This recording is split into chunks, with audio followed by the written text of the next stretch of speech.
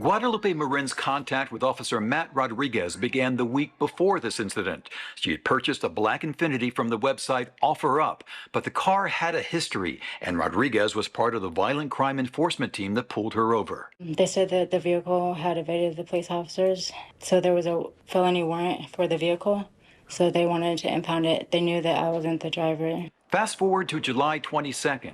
Guadalupe's sister picked her up in a BMW she just bought from a mechanic, but the passenger side door didn't work, so she slid over to let Guadalupe drive to McDonald's. I wanted her to drive, and I told her, you want to drive or you want to climb through the window? So it'd just be easier for her to get in the car and then have to go around. Guadalupe drove to the restaurant at North 27th Street in East Santa Clara with her sister, her niece and nephew in the back. Within seconds of arriving, Officer Rodriguez and his partner rush at the car, guns drawn. Ordered me to get out of the car and get on my knees, so I did. And that's when this video shot by a DoorDash driver picks up. Rodriguez, an 11-year veteran of the San Jose PD, orders Guadalupe to crawl towards him.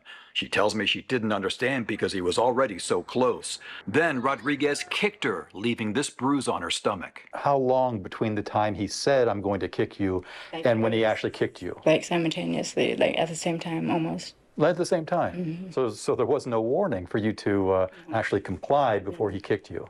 No. The video shows Officer Rodriguez cuffing Guadalupe, then he picks her up by the wrist, forcing her arms. Guys, again, from the kick to the dragging, they wouldn't treat a dog worse than that. Tell me I'm wrong. They would not treat an animal worse than that. I mean, in a situation like that, you're dragging somebody's face across the pavement. Tell me under what circumstance would that man want any one of his family members that he actually cares about to be treated like that? Under what circumstance? You just kick this person in the gut. They're on their knees, okay? I can't see what he's seen from his angle, so whatever. But you kick somebody who's on their knees. And now she's not hogtied, but you're dragging her with her face across the ground, with her arms all the way. I'm a broken record. Disgusting. Back and drags her, scraping her bare skin on the pavement. Were you afraid? Oh yeah, I was afraid. I could hear my niece and my nephew screaming. I could hear my sister screaming. I just knew I was in a situation that I couldn't control. Guadalupe tells me Officer Rodriguez kept insisting the car was stolen. And so he kept saying, is this another OfferUp story? This is your car. He kept insisting the car was mine, and that was not my car. I had just barely got in that car for the first time. During the arrest, her 7-year-old nephew telephoned another family member. You can hear him on a voicemail pleading with the officers. They really want the car. They really want the car. Police later confirmed the car was not stolen. In a statement, the DA's office says the BMW.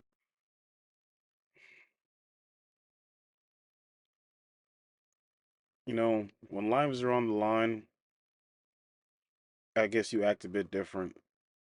But I'm one of those, sappy guys that says who you are isn't when things are the best. Who you are when things are the worst. That says a lot. Was wanted for evading police earlier that day with a male driver. And prosecutors charged Officer Rodriguez with misdemeanor penal code 149, assault under color of authority. His attorney, Mike Raines, tells me Rodriguez thought Guadalupe wasn't responding quickly enough and that she may have been reaching for a weapon in the waistband of her shorts. So according to the lady, she just said that he told her before he kicked her.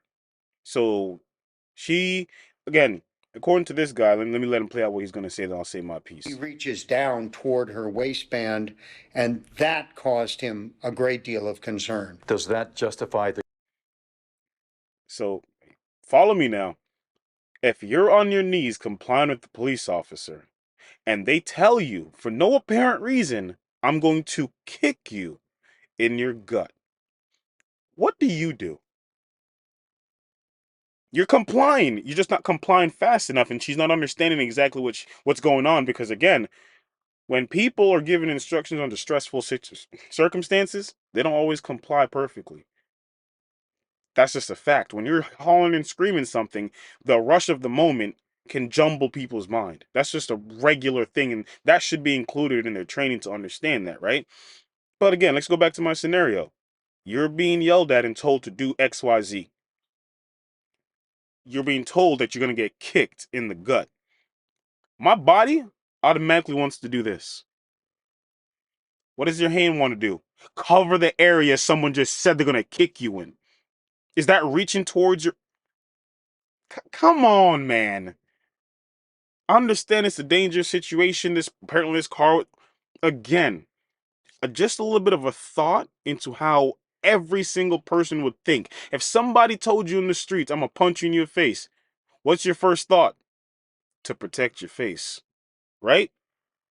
Come on, man. Do better. Your mind? Yeah, I think it does. He wasn't trying to hurt her, but he was trying to give her a distraction that would keep her from reaching for something. Rains points The heck do you mean give her a distraction to keep him from reaching? If you were so worried that someone's pulling a weapon that could end your life, who's gonna give a warning for that? You tell me. You and your family's in a situation, and let's say you're the person that you need to go disarm this person. Are you gonna sit there and tell this person, I'm going to kick you? Or are you gonna kick them and prove that this person had a gun after the fact? You don't give warnings in situations like that, right? No. That throw that out. out that Rodriguez knows how dangerous traffic stops can be. The officer battled for a felon's handgun in November. It ended with his partner killing the suspect. I got the gun! Force is never pretty. And that kind of thing. We're gonna play that back. Is this the same officer involved in this? The officer battled for a felon's Something. Rains points out that Rodriguez knows how dangerous traffic stops can be. The officer battled for a felon's handgun in November. It ended with his partner killing the suspect. I got the gun! You know what that sounds like to me? Sounds like trauma. It sounds like when you walk around in your entire life seeing nothing but nails, everything is a nail, and you are hammer. You don't look at nuances anymore. You see something, you know what it is, you go after it. That's not life, though. It's not an excuse either. Force is never pretty. And that kind of thing is never pretty. Even if it's lawful, it looks awful. And that's true here. Guadalupe Marin has filed a claim against the city and Officer Rodriguez, saying she suffered severe emotional and mental distress, fear, terror, nightmares, flashbacks, anxiety, depression, humiliation, embarrassment, and loss of sense of security, dignity, and pride. Sarah Marino is her attorney. It's a classic case of excessive force. If the arrest was proper to begin with, if the detention was proper, this force was still excessive. Every time. Every time. Guys, this is one of those moments where we talk about mental health, right? I don't know what the time frame was between that shooting and this happening, but I believe that a normal person would need time to recoup from that. You were just involved in a call where somebody lost their life. All right? How much time did they give this man before? I'm not trying to do any victim anything, because it's just a safety issue.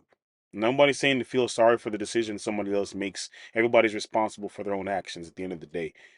But as a safety precaution for the public, how much time did they give this man before they let him back on the streets going into the same type of situations? How much time? I'd love to know that. Guys, again, another sad one. I hope she gets her money. I did look it up. I haven't seen anything. I heard that she is suing them, and that's all I've heard so far. Man, and to see his lawyer sit there trying to defend his actions, just stop, man. Because if there wasn't a video, I wouldn't be talking about this. If there wasn't a video, this wouldn't have made the news. It would have been ugly, and they'd have let it go. He wouldn't have been charged with anything. He would have been charged with assault.